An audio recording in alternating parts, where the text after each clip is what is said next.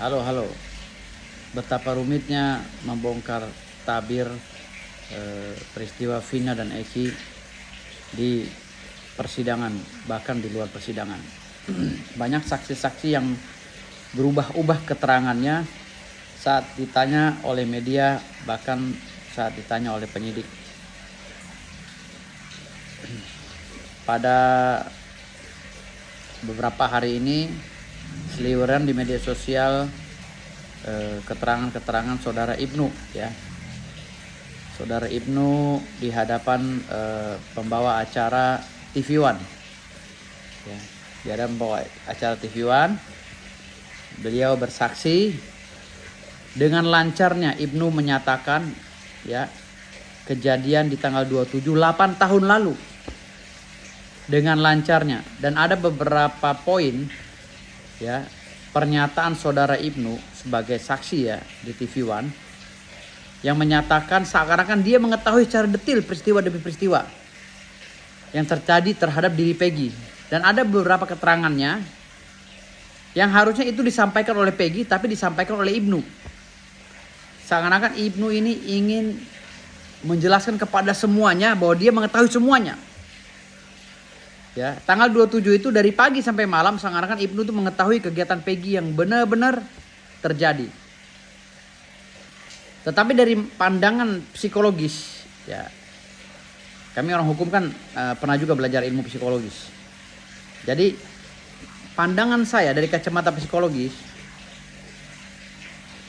Ibnu ini udah disetting untuk bercerita dari A sampai Z sehingga lancar banget ketika ditanya oleh TV One.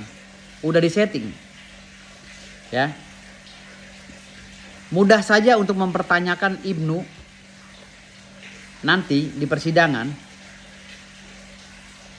ya. Suruh ceritakan kejadian yang dialami oleh dia pada saat dia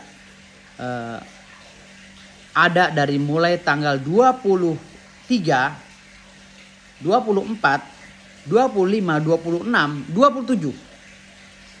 Lalu ke 28, 29, 30, 31. Suruh ceritakan itu. Jadi dari tanggal 27 mundur ke tanggal belakangnya, lalu maju ke tanggal depannya.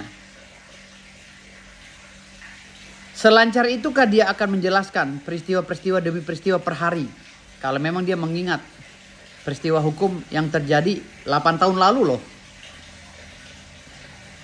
Tadi malam saya lihat pada saat ditanya oleh TV One, Ibnu begitu lancarnya menjelaskan. Dan ada beberapa pertanyaan yang harusnya dijawab oleh si Peggy atau Perong, dijawab oleh Ibnu dengan lancarnya. Sekarang kan Ibnu tahu banget peristiwa hukum yang terjadi pada saat tanggal 27 itu dari pagi sampai malam. Ini yang membuat saya curiga. Ibnu ini jangan-jangan saksi settingan yang disuruh mengaku. Di dunia geng motor atau gangster, karena saya salah satu pernah bergabung menjadi anggota geng motor dan gangster, itu ada sumpah, namanya sumpah setia. Sumpah setia jika kita tertangkap karena membuat pelanggaran pidana, katakanlah membunuh atau membuat cacat orang atau apa, kita tuh disuruh beri keterangan yang ngaco, disuruh tutup mulut, jangan sampai ngembet kemana-mana. Itu sumpah gangster atau geng motor. Karena saya mantan anggotanya dulu, jadi saya paham. Jadi disuruh mereka yang saya cerita alias berbohong. Itu anggota gangster atau geng motor. Kalau sudah terjadi, anggota gangster itu dibunuh pun dia nggak bakal pernah mengaku. Atau anggota geng motor, sama aja. Nggak akan pernah mengaku apa yang dilakukan oleh dia dan siapa saja yang ikut dalam peristiwa itu. Nggak akan pernah ngaku. Karena dia konsekuensinya ketika dia mengaku akan dibunuh keluarganya, akan dibunuh saudara-saudaranya, akan dibunuh atau akan dihancurkan keluarganya. Itu sumpahnya geng motor atau gangster yang saya ketahui, ya. Lalu lantas kalau memang Peggy ini seorang kuli bangunan, murni kuli bangunan, kapan dia mulai bekerja sebagai kuli bangunan? Apakah Peggy ini bekerja sebagai kuli bangunan saat kejadian itu tanggal 27, setelah itu baru dia jadi kuli bangunan, atau sebelumnya memang dia kuli bangunan? Itu pertanyaannya ya. Lalu ditanya lagi oleh kami orang hukum nih, menjadi pertanyaan kami, kenapa Peggy mengganti nama dari Peggy ke Robi? Kalau saya lihat dari cuplikan-cuplikannya, saya nggak lihat utuh, tapi yang saya pahami bahwa Peggy mengganti nama selama pelariannya. Untuk apa ganti nama? Bukankah nama yang sesuai dengan ijazah dan KTP itu lebih bagus daripada ganti nama? Untuk apa mengganti nama? Sengaja mengganti nama. Nah, yang ketiga, di dalam geng motor atau gangster itu ada namanya algojo, atau orang yang ditunjuk oleh ketua gangster atau geng motor, atau orang yang ditunjuk oleh kelompok geng motor atau gangster sebagai tim eksekutor. Algojo ini nggak mesti harus orang kaya. Algojo ini diambil dari kalangan orang susah yang mau duit, yang siap pasang badan untuk gengnya. Ya, ini pengalaman saya. Jadi kalau dibilang si Peggy ini ketuanya, mungkin bukan ketua gangster atau geng motornya, tapi ketua eksekutor. Bisa jadi. Ya, ini banyak analisa hukum. Jadi sampai di sini kita masih mengumpulkan keterangan-keterangan, pernyataan apakah Peggy menjadi pelaku dari kejahatan itu atau Peggy ini salah tangkap. Tetapi secara de facto saya yang sudah lama bekerja sama dengan pihak kepolisian lebih mempercayai kepolisian daripada animo atau keterangan-keterangan saksi yang berubah. Karena polisi itu cerdas banget. Saya berkali-kali melawan pihak kepolisian dalam proses hukum ya, melalui proses pra-peradilan dan lain-lainnya, polisi tetap menang. Karena mereka jago banget ngelaknya. Dengan mengandalkan peraturan Kapolri, Undang-Undang nomor 22 tahun 2012 tentang kepolisian ya, dan serta peraturan-peraturan yang di bawahnya, turunannya. Ini polisi cerdas sekali. Jadi sulit polisi itu untuk disalahkan. Lah untuk saksi yang satunya ya, siapa itu? Aib ya, kalau nggak salah Aib apa siapa itu? Ini susah untuk dipidana. Karena keterangan saksi Aib ini udah dijadikan fakta hukum, fakta persidangan. Ya, yang menjadikan putusan hakim itu ingkrah terhadap orang-orang yang melakukan pembunuhan ini. Ya. Artinya keterangan Aib itu sudah dianggap benar oleh undang-undang. Dan untuk membantahnya nggak bisa.